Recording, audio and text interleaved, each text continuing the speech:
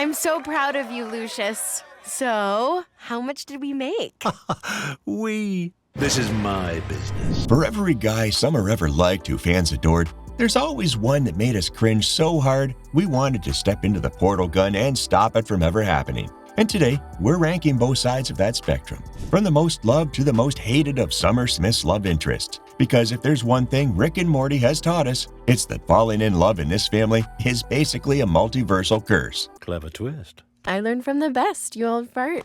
Now let's go get you hydrated. Even though Summer has had her share of awkward flings and disastrous crushes, Ethan might be the closest thing she's had to a normal boyfriend. Well, normal for this show anyway. We first meet Ethan in Season 2's Anatomy Park, when he's Summer's teenage boyfriend. At first, he seems like the classic hot but dumb jock. He's muscular, confident, a little self-absorbed, basically your average suburban high school crush. Summer brings him home, eager to show him off. But as usual, things get weird. While Ethan's outside making out with Summer, Rick, Morty, and the family are literally dealing with a man who has an entire amusement park built inside his body. But that doesn't stop Ethan and Summer from doing their thing, until Rick accidentally ruins it in the most Rick way possible. See, Rick decides to shrink down an entire team of people, including Morty's crush, Annie, inside a homeless man named Ruben. When Ruben dies, Rick expands them back to normal size, inside the house, right next to Ethan and Summer. Let's just say Ethan gets the shock of his life. The look on his face when a giant corpse literally explodes through the living room?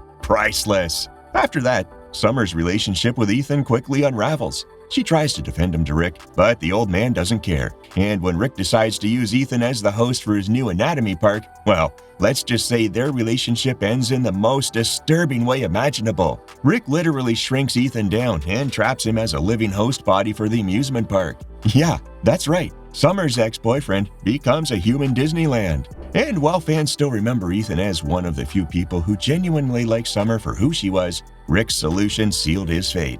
Honestly, poor guy. He might have been shallow, but he didn't deserve to be turned into a biological theme park. Ethan, what are you doing here? I've been texting you for hours. What the hell? I don't have my phone. I'm doing a human holiday. Ah yes, the Mad Max boyfriend. If you ever wanted a perfect example of Summer's rebellion phase, look no further than Hemorrhage. In Rick Mancing the Stone, Summer's dealing with her parents' messy divorce, and she's absolutely done with everything. So when Rick takes her and Morty to a post-apocalyptic wasteland, Summer immediately finds her place. She picks up a gun, puts on some desert armor, and suddenly she's queen of the wasteland.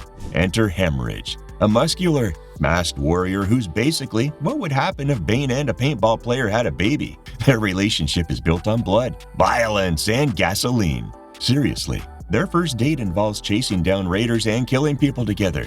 But what really makes this relationship insane is how quickly Summer adapts to it. She goes from suburban teen to apocalypse girlfriend in record time, casually lounging on top of a pile of skulls like she's sunbathing at the beach. Hemorrhage worships her like a goddess, and honestly, she kinda loves it. For a while, Summer seems to have found freedom, until the fantasy collapses. Once Rick fixes the world's energy problem, the wasteland goes back to being a peaceful suburban neighborhood. Suddenly, Hemorrhage is just a regular guy in a garage, struggling to fix a broken car. Summer realizes she doesn't love him.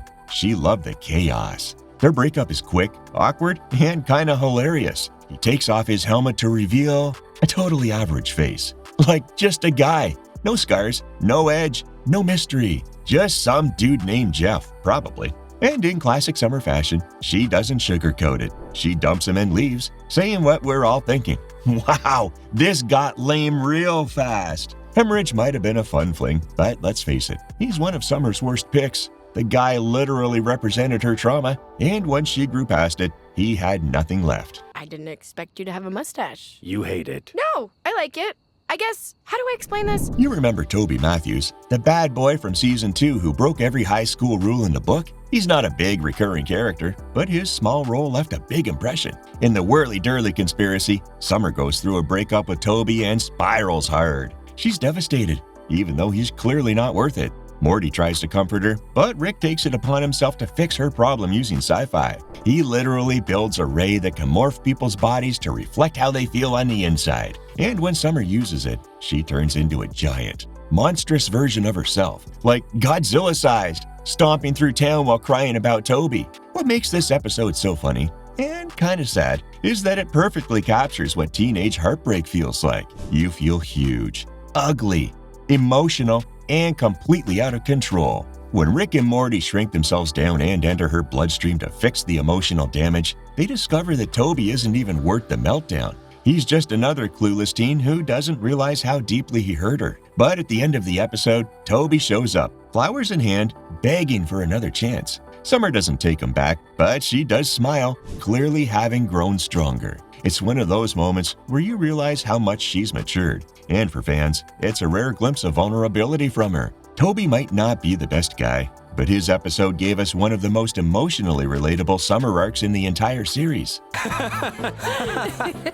Oh, yeah. You really know how to sport that color blue. Really? You're looking real good. Okay, this one's short, but it's peak Summer's poor taste in men. In the episode A Ricky in Time, Rick, Morty, and Summer split the timeline into multiple realities after freezing time for too long. And while everything's collapsing around them, what does Summer do? She starts flirting with a time cop.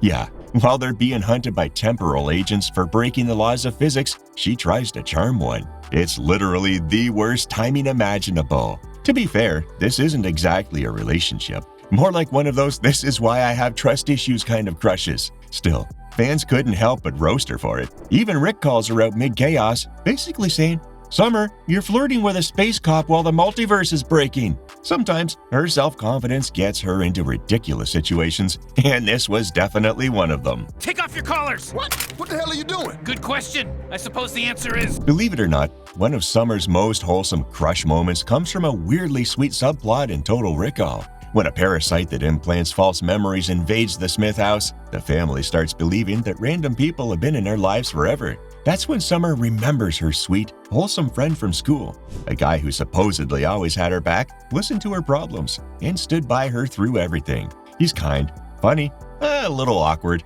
and clearly head over heels for her. The twist? He's not real. He's literally a memory parasite pretending to be the perfect boyfriend. But what's funny is that even though he's fake, he actually represents what Summer truly wants: stability and kindness in a world full of chaos. When she realizes he's not real and kills him anyway, she's heartbroken for a moment, then shrugs and moves on. Honestly, it's darkly poetic. Her most loving relationship came from a parasite. Beth, please! I thought it was too good to be true that we'd have compatible kidneys. Yeah, we can't ignore this one. The Rick-dependent spray episode gave us one of the most cursed storylines in Rick and Morty history. After Morty uses a horse milking machine at Bay's veterinary clinic for, personal reasons, Rick uses the collected DNA to create a biological weapon, which ends up spawning giant killer sperm monsters. And in the middle of all that chaos, Summer decides to help save the day by donating one of her eggs to bait the sperm. Yeah, you see where this is going. At the end of the episode, one of those sperm fertilizes Summer's egg, resulting in the infamous giant incest baby.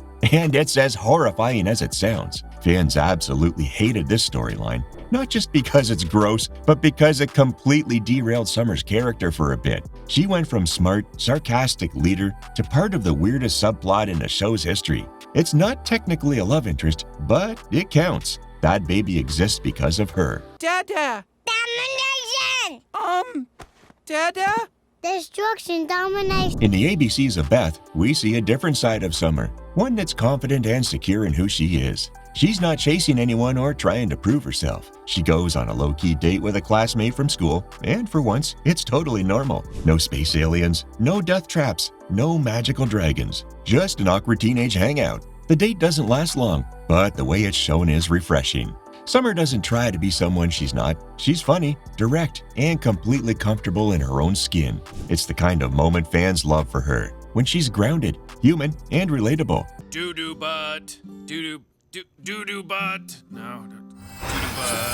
Doo-doo butt. Okay, technically, this wasn't a romantic relationship, but the chemistry between Summer and Mr. Needful, the devil, in Something Wicked This Way Comes, is hard to ignore. At first, Summer works for him in his cursed antique shop, Needful Things. He's charming, mysterious, and praises her for being loyal. And she totally buys into it. She even defends him when Rick starts mocking the business. For a while, it looks like they might actually have a thing. But when Mr. Needful betrays her, she's crushed. Thankfully, Rick helps her take revenge by turning her into a jacked-up, muscle-bound fighter who literally beats the devil half to death. It's not a love story, but it definitely shows how much she grows. She goes from seeking validation from a manipulative guy to standing up for herself in the most badass way possible. Because I was always jealous of you hanging out with Morty and you didn't realize how much you valued my approval? In Rick and Morty vs. Genocider, one of the anime-style shorts, we see an alternate universe Summer who's way more confident and honestly, kind of a heartbreaker. She flirts with a mysterious vampire who tries to charm her, and instead of falling for him, she outsmarts him completely. This version of Summer became a fan favorite because it showed what she could be like if she weren't stuck in Rick's chaos all the time. Cool, confident, dangerous. The perfect combo. It's short, but fans still talk about it as one of the most unexpectedly cool summer moments in the series.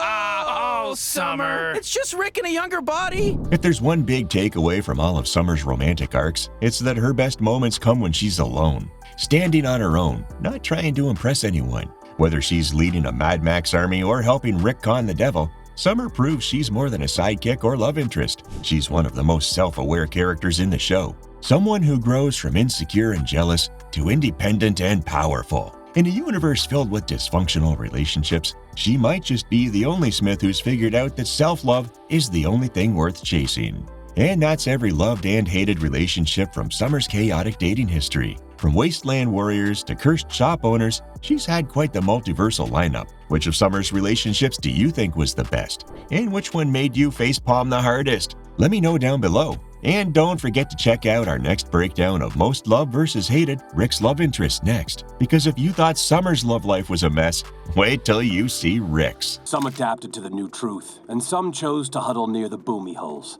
clinging to the lie of the before 4 times.